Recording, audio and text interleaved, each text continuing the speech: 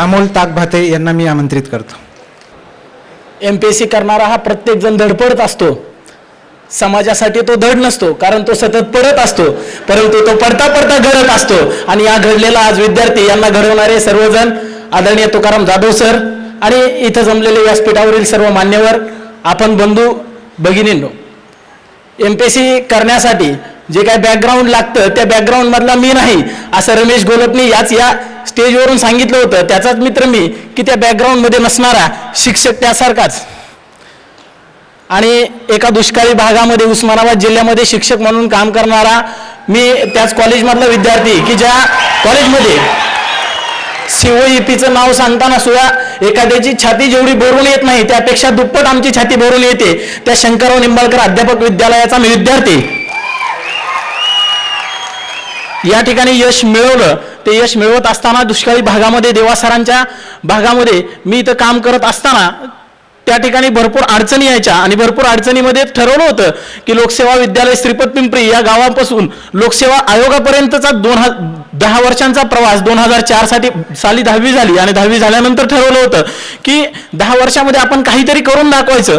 ते या ठिकाणी करून दाखवलं आणि आपल्यासाठी टाळ्या पडायला लागल्या. याचा सर्वात महत्त्वाचा सर्वात आनंद मला वाटतो. परंतु या 2-3 वर्षामध्ये ज्या गोष्टी अनुभवल्या गेल्या, शिक्षक म्हणून गेल्यानंतर फुल टाइम शाळा करत असताना आणि शाळेवरती अभ्यासाला वेळ मिळत नसताना कशाही पद्धतीने वेळ काढून आर्थिक परिस्थिती नसताना देवासरांबरोबर बार्शीमध्ये क्लास घेऊन या सर्व गोष्टी घरच्या मॅनेज करत गेलो आणि घरच्या गोष्टी मॅनेज करत करत अभ्यास करत गेलो. अभ्यास करताना गेल्या वर्षीच्या मुख्य परीक्षेमध्ये यश मिळालं नाही.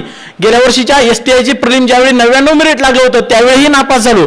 त्यावेळी नापास झाल्यानंतर खूप खऱ्या अर्थानं खचून गेलो होतो. परंतु खचून गेलो त्यावेळी लक्षात आलं की यश मिळवण्यासाठी वादळाला भिडावं लागतं. अपयशानं खचून न जाता जिद्दीनं पेटून उठावं लागतं. पुन्हा एकदा जिद्दीनं पेटून उठलो आणि जिद्दीनं पेटून उठल्यानंतर त्या दिवसापासूनच 2014च्या राज्यसेवेचा अभ्यास करायला लागलो. 2014च्या राज्यसेवेचा अभ्यास करत असताना प्रत्येक दिवस प्रत्येक क्षण मी त्यासाठी वापरत गेलो आणि त्या वापरण्याच्या गोष्टी या 2014च्या परीक्षेपर्यंत येऊन ठेपल्या. परीक्षेला मराठीचा पेपर लिहिताना निबंध बघितला. निबंध आला होता जागतिकीकरण सत्य आणि वास्तव.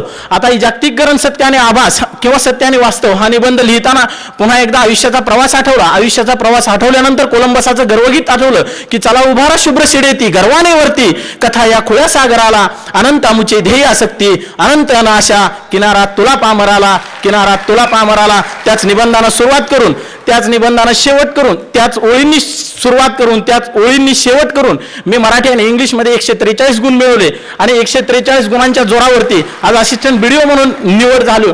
अभ्यास करत असताना प्रत्येक गोष्ट प्रत्येक बाब ही बारकावानं बघणं महत्त्वाचं आहे. त्यासाठी तुमच्यामध्ये आंतरिक उर्मी महत्त्वाची आहे. ती सर्वात महत्त्वाची गोष्ट असते. कारण परिस्थिती वाईट असणं हे आपल्या हातात नसतं, परंतु परिस्थिती चांगली घडवणं ही गोष्ट आपल्या हातात असते आणि ती घडवणं आपल्यावरती आज समाजाची आपली जबाबदारी असते.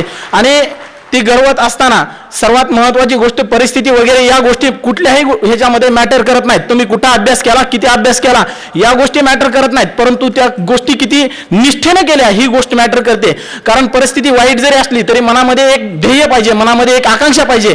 एखाद्या अधिकाऱ्याच्या नावाची पाटी वाचल्यानंतर ज्यावेळी तुमच्या अंगामधलं रक्त सळसळतं डोक्यामध्ये मुंग्या येतात त्यावेळी यशाची कुठंतरी सुरुवात व्हायला लागलेली असते. आणि त्या मुंग्या त्या अधिकाऱ्यांच्या पाट्या वाचल्यानंतरच्या मुंग्या तुमच्या डोक्यामध्ये याव्यात ही सर्वात महत्त्वाची अपेक्षा आहे. शिक्षक आहे त्यामुळे बोलणं खूप होतं. बोलण्याला माईक मिळाला की बोलण्याला वेळ किती चालला हे समजत नाही, परंतु जाता जाता एक गोष्ट सांगावीशी वाटते. मग अशी कोदरे मॅडमनी सांगितलं की तुम्ही चांगले अधिकारी व्हा, परंतु चांगले अधिकारी व्हा. अधिकारी भरपूर होतात परंतु चांगले अधिकारी खूप कमी होतात. आपल्या हातामध्ये खूप लहान प्रशासन दिलेलं आहे. प्रशासनाचा खूप महाराष्ट्राचा किंवा या समाजाचा खूप लहान घटक दिलेला आहे. तरीही मला एक गोष्ट आठवते की एक जंगल होतं आणि त्या जंगलामध्ये खूप मोठा वणवा लागलेला होता आणि त्या वणव्यामध्ये सर्व प्राणी पक्षी हे वणव्याच्या बाजूनं वणव्याच्या विरोध दिशेला पळत चाललेले होते. तो पळत जाणारा एक वाघ होता आणि तो वाघ एका तळ्याच्या शेजारी आसरा घेऊन बसलेला आणि त्या तळ्याच्या शेजारी आसरा घेतलेल्या वाघानं बघितलं की बाबा वणवा एवढा मोठा शेजारी पेटलेला आहे, तळ्याच्या शेजारी मी आसरा घेतलेला आहे आणि एक चिमणी आहे. ती चिमणी त्या तळ्यामधून एक चोचेनं पाण्याचा थेंब उचलते, त्या वणव्यावरती नेऊन टाकते. एक वेळ झालं, 2 वेळ झालं, 3 वेळ झालं, 4 वेळ झालं, त्या चिमणीला त्यानं थांबवलं आणि तो म्हणतो की ताई तुझी चोच एवढी लहान, तू एवढी लहान, त्या चोचेमध्ये मावणारं पाणी एवढं लहान, तरी सुद्धा तू तो भयान असा वणवा विझवण्याचं काम करायला लागलेली आहे, वणवा विझवायचं स्वप्न पाहायला लागलेली आहे. हे तुझ्याच्यानं कसं शक्य आहे? त्यावेळी त्या चिमणीनं दिलेलं उत्तर अतिशय मार्मिक आहे. ती म्हणते की दादा, तू जंगलाचा राजा आहेस, तू वणव्याला भिवून पळायला लागलेला आहे. माझी जबाबदारी आहे की वणव्याला भिवून पळणं किंवा वणवा विझवणं, परंतु माझी चोच लहान आहे, मी लहान आहे, चोचेमध्ये मावणारं पाणी लहान आहे, परंतु त्या तळ्यामधून उचलून नेलेलं पाणी मी त्या वणव्यावरती ओतत आहे. त्यावेळी मला समजतंय की वणवा खूप मोठा आहे, माझ्या चोचेच्या पाण्यानं तो वणवा शमणार नाही. परंतु मला माहिती आहे की या जंगलाचा ज्यावेळी इतिहास लिहिला जाईल, या वणव्याचा ज्यावेळी इतिहास लिहिला जाईल, त्यावेळी या चिमणीचं नाव हे आग लावणाऱ्याच्या यादीत नसेल तर आग विझवणाऱ्याच्या यादीत आहे. उद्या प्रशासनाचा घटक, उद्या प्रशासनाचं खूप लहान काम आमच्या हाती येणार आहे, परंतु आदरणीय सुनील केंद्रेकरांचा आदर्श ठेवून त्या प्रशासनाचं काम चालवण्याचं ध्येय मी माझ्या उराशी बाळगलेलं आहे. पुन्हा एकदा MPSCच्या विद्यार्थ्यांना संदेश देतो की चला उभारा शुभ्र शेडे ती गर्वाने वरती, कथा या खुल्या सागराला, अनंत मुची ध्येयासक्ती, अनंत नाशा, किनारा तुला पामराला, किनारा तुला पामराला. धन्यवाद.